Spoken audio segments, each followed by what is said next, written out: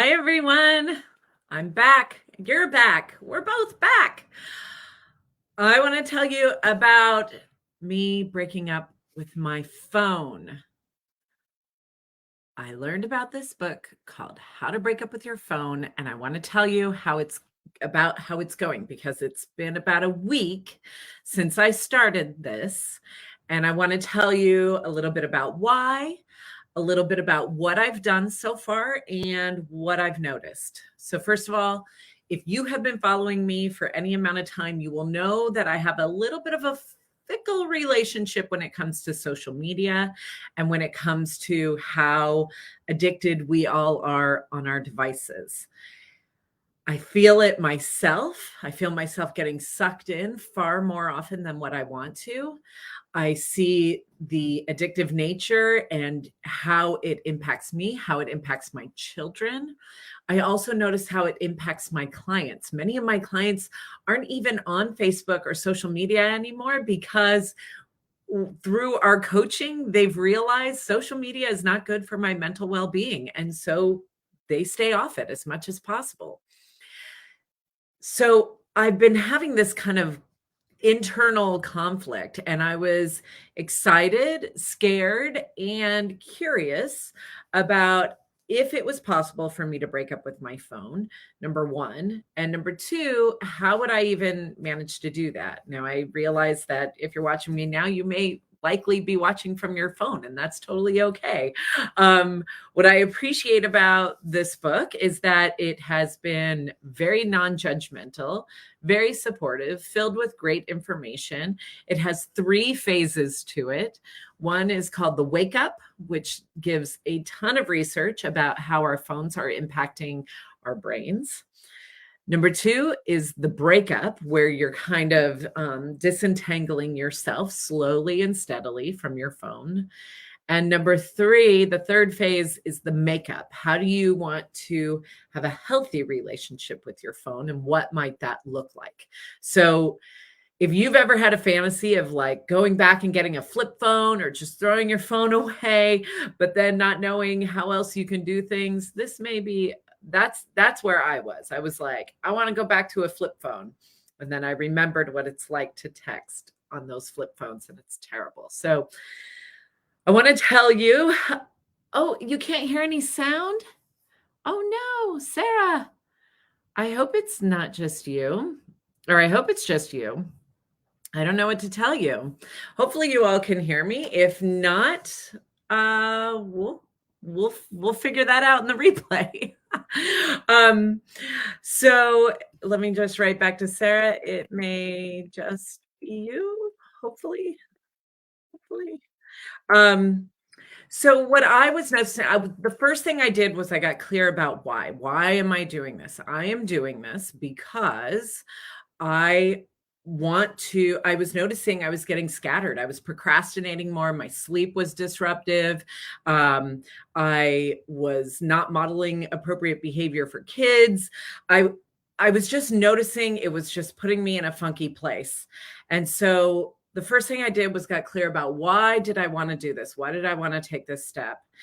And the second thing I did was I reached out. I reached out to my friends and said, does anybody want to join me? And like this amazing group of women just popped up out of nowhere from literally around the globe saying, I want to be a part of this. And so we're all going to get the book together. And then a few other things that I did. I made this, do you want to pick me up right now? And what's been really interesting about this, which by the way, if you're interested in this, I made this myself. I can send this to you. So if you're interested, just send me a message. What I love about this is when I look at it, I just say yes. And sometimes I look at it and I say no. But it's a great question to be staring me in the face. Another thing I did is I made my phone super boring. Black background. My daughter is so disappointed that my phone is so boring right now. It's nothing but tools on the front. So it's like my plant watering app, music, maps, nothing exciting, my messaging and my calendar. But if you notice on the bottom, I don't have text messaging. I have my camera, my calendar, my phone, and notes. That's it. So the messenger app is right there instead. And then the stuff that, like email, things like that, my email is tucked in a folder right there. There's my banking stuff. Things that may potentially suck me in is on the second page. And then the stuff that I have a feeling will definitely suck me in, like my YouTube and all of my Netflix and stuff like that, that's tucked in a folder on my third page. So I don't even see it. I'm not really exposed to it. My phone is super boring right now, which does not entice me to pick it up as much. Um, and then I also took off social media, which I had done before, but I hadn't done all the other stuff. I hadn't made my phone boring. I kind of left everything as it was, but I took social media off. And what I find is I'm just checking it a little more thoroughly on my laptop, which is less addicting for some reason. Um, so I just wanted to share a little bit of some of those tools. All of that is here if you're interested. Um, but I want to tell you mostly about what it has done for me. It has been about a week, mm, give or take, a little less than I think, since I've lived with my phone like this. I think I made my phone super boring on Friday or Saturday. So it's been a little less than a week. Today's Wednesday. I can tell you already, my sleep has gotten better. I used to wake up at 3 o'clock in the morning every single night, like clockwork. I have not woken up at 3 in the morning in the last few nights. Number two, I can tell my focus is a lot better. I'm procrastinating less. I'm able to focus more and do all the stuff that I've been procrastinating on for a while now. Um, And I'm preparing more. I'm preparing more for things that I hadn't done so before. I have a little more spaciousness in my day. And because I can't get on my phone, what's been interesting is so yesterday I gave a talk at Google, which was great, but it wiped me out. And normally, what I find is like if I'm tired, if I'm bored, I go straight to my phone and I usually scroll social media.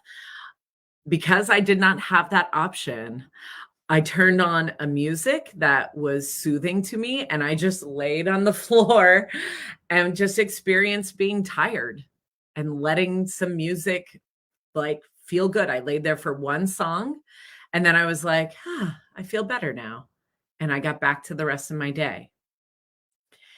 It's been amazing to see that in these 4 or 5 days, what a turnaround. I still have more to go. I still plug it in right next to my bed. I'm supposed to move it slowly out of the bedroom. I have not done that yet, but my phone's also not that interesting, so I don't feel compelled to look at it either.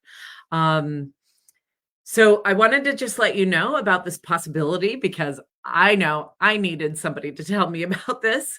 And and I also wanted to give you a heads up that I might be changing things up here. It's not that I'm going to completely walk away from social media or completely walk away from my phone, but I am going to be doing things to maybe have a healthier relationship with it for myself and hopefully for you too. Um, Tell me what your thoughts are. Do you want to pick me up now background for your phone, for your lock screen? If so, send me a message or put a comment and I'll send it to you. Have you ever thought about breaking up with your phone? If you're interested, let me know. I wish you a day of focus and less procrastination, and I will see you next week. Bye.